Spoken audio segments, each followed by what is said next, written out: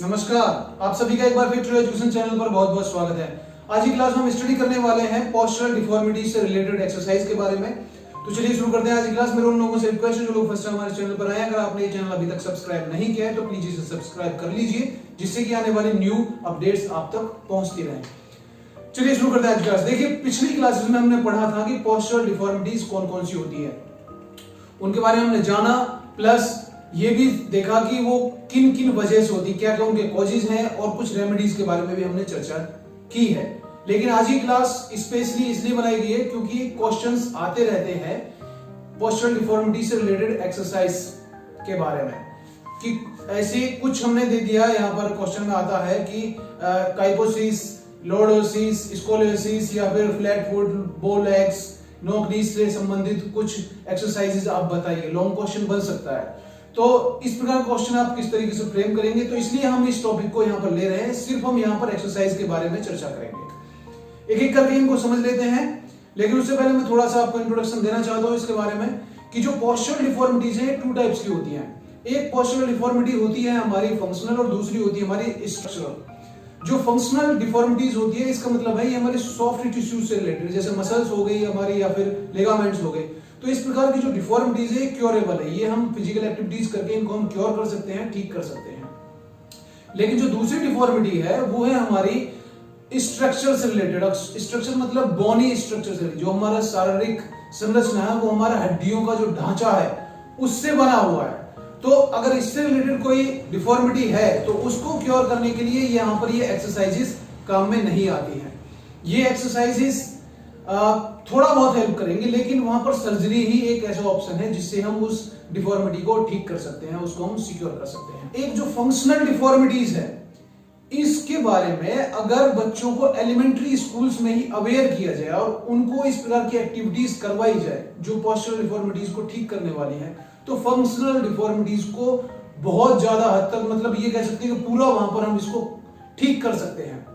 तो इसलिए उनकी फिजिकल एक्टिविटीज में हमें इस प्रकार की एक्सरसाइज जोड़ देनी चाहिए, और हमें ध्यान देना चाहिए जो बच्चे स्पेशली पोस्चरल डिफॉर्मिटीज से रिलेटेड है उनको तो स्पेशली अवेयर करना चाहिए, और उनको एक्सरसाइज परफॉर्म भी करवानी चाहिए, जिससे कि उनका स्ट्रक्चर ठीक हो जाए और अपनी बॉडी को लेकर के वो एक अच्छी इमेज बनाए। उनको एनकरेज करना चाहिए कि वो स्ट्रेंथ डेवलप करें, फिजिकल एक्टिविटीज में पार्टिसिपेट करें, बैलेंस, फ्लेक्सिबिलिटी, एंड्योरेंस के बारे में उनको अवेयर करना चाहिए और उनको एनकरेज करना चाहिए, जिससे कि वो अपनी बॉडी के स्ट्रक्चर को सुधार सके।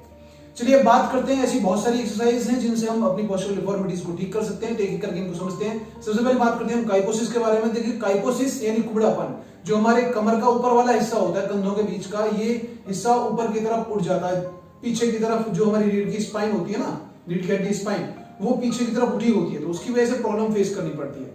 ये काइपोसिस जो है, इसके बारे में चर्चा कर चुके हैं, और एक्सरसाइज बताते हैं। एक्सरसाइज हमने कुछ बताई है, कुछ और बता देता हूं आपको। यहां पर देखिए, योगिक एक्सरसाइज सबसे इफेक्टिव है।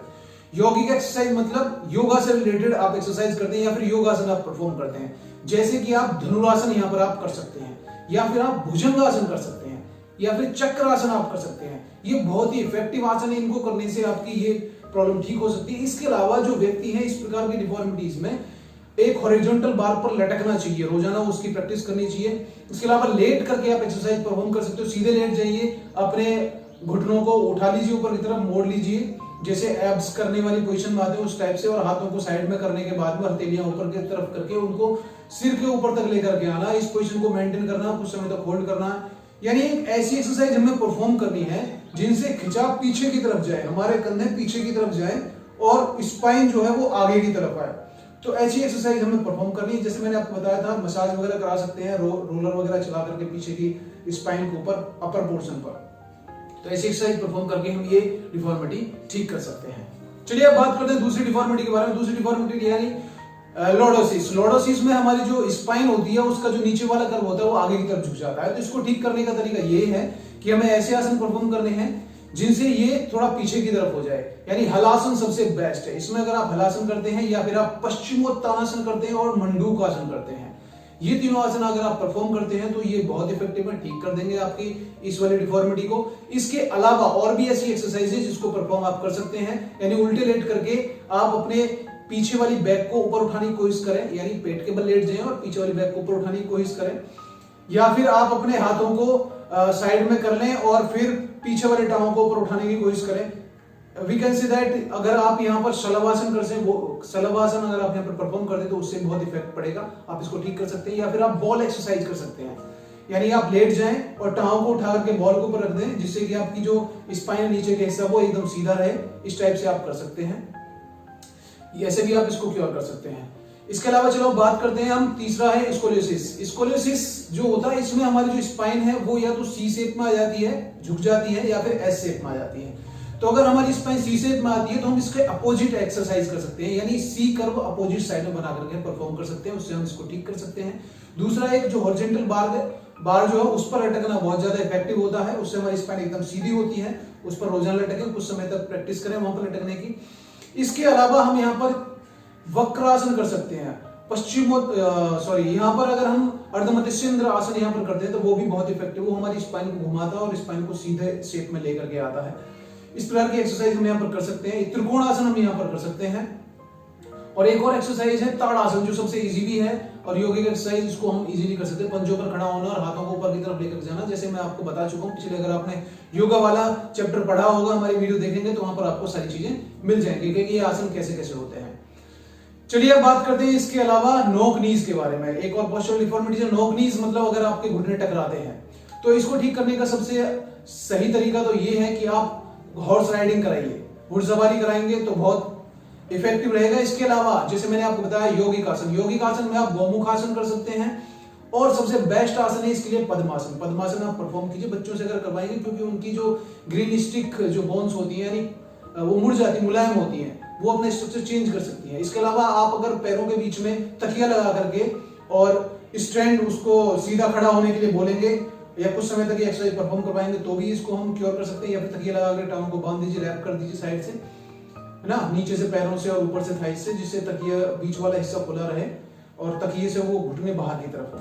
तो इस प्रकार से आप एक्सरसाइज कर सकते हैं। इसके अलावा वॉकिंग कैलिपर्स यूज कर सकते हैं। अगर ज्यादा प्रॉब्लम है तो आप डॉक्टर से जाकर के कंसल्ट कर सकते हैं और क्या क्या एक्सरसाइज आपको करनी है। अब बात करते हैं बोलेक्स के बारे में। नेक्स्ट जो बोलेक्स है, यानी टांगे बाहर की तरफ झुकी हुई है, घुटने बाहर की तरफ झुके हुए, ज्यादा गैप है घुटनों के बीच में, तो इसको ठीक करने का तरीका ये है कि आप बच्चे के ऊपर वजन न डालें, उसको एक्सरसाइज जो हम कराते हैं उन एक्सरसाइज में ध्यान दें कि जो पंजे हैं आपके वो अंदर की तरफ रहें, अंदर की तरफ पंजों करके वो चले, या फिर जो हमारे पैर हैं उनके अंदर वाले पोर्शन पर वो चलने की कोशिश करें। और दूसरा तरीका ये है कि जो टांगे हैं उनको रैप कर दिया जाए, एक जगह मिला करके उनको बांध दिया जाए पूरी टांगों को ऊपर से नीचे तक अंदर की तरफ ऐसे सॉफ्ट क्लॉथ से, जिससे कि उसके ऊपर मांसपेशियों पर ज्यादा दबाव ना पड़े। और इसको हम रेगुलरली प्रैक्टिस कराते हैं तो इससे भी वो हमारी टांगे अंदर की तरफ आ सकती हैं। अब बात करते हैं फ्लैट फुट्स के बारे में। देखिए जो फ्लैट फुट्स है उसको क्योर करने का सबसे आसान तरीका ये है कि आप बच्चे से बोलिए वो पंजों पर चलने की कोशिश करे, या फिर हील्स पर चलने की कोशिश करे, या फिर रोप स्किपिंग करे। ठीक है, तो अगर वो इस प्रकार से एक्सरसाइज करता है और ताड़ासन अगर हम इसमें परफॉर्म करवाने की कोशिश करते हैं बच्चे से, तो रेगुलरली अगर वो प्रैक्टिस करता है तो उसके ये ठीक हो सकते हैं। और अवॉइड करना है उन चीजों को जो पहले बताया जा चुका है कि यानी ऐसे जूते ना पहनाएं, हाई हील्स वाले या फिर गलत शेप वाले जो जूते हैं, ऐसी चीजें उनको ना पहनाएं। बात करते हैं, लास्ट आता है आपका राउंड शोल्डर। देखिए जो राउंड शोल्डर है, इसको इस डिफॉर्मिटी को ठीक करने का तरीका ये है कि हमें अपने जो शोल्डर की एक्सरसाइज है वो करनी है। बैक की एक्सरसाइज करनी है, अपर वाली बैक की, अपर बैक की एक्सरसाइज अगर हम करते हैं और शोल्डर की एक्सरसाइज करते हैं तो हमारे ठीक हो सकते हैं। कंधे आगे की तरफ झुके हों वो ठीक हो जाएंगे, और थोड़ा सीधा चलने की कोशिश, सीधे रहने की कोशिश करेंगे तो कंट्रोल में आ सकता है। इसके लिए करना क्या है कि आप हाथों को कंधों को ऊपर रख के ऐसे फिंगर पॉइंट्स को और क्लॉकवाइज और एंटी क्लॉकवाइज यहाँ पर आप अपने एल्बोज को घुमा सकते हैं, जिससे कि आपकी वो राउंड शोल्डर की प्रॉब्लम ठीक हो जाए। इसके अलावा हाथों को पीछे की तरफ करके आप खींच सकते हैं ऐसे करके, या फिर आप इसमें भी गौमुख आसन आप परफॉर्म करने की कोशिश कर सकते हैं। चक्रासन और धनुरासन भी यहाँ पर बहुत इफेक्टिव है, इससे आप ये अपने राउंड शोल्डर को ठीक कर सकते हैं। तो आई होप आपको ये सब समझ में आ गया होगा। नेक्स्ट क्लास में हम स्टडी करेंगे वुमेन इन स्पोर्ट्स के बारे में। तो जो लोग फर्स्ट टाइम हमारे चैनल पर आए, मेरा उनसे रिक्वेस्ट है कि हमारे चैनल सब्सक्राइब कर लीजिए, जिससे कि आने वाले न्यू अपडेट्स आप तक हम पहुंचा सकें। चलिए मिलते हैं फिर नेक्स्ट क्लास में, तब तक के लिए आप स्वस्थ रहें, खुश रहें। Thanks for watching.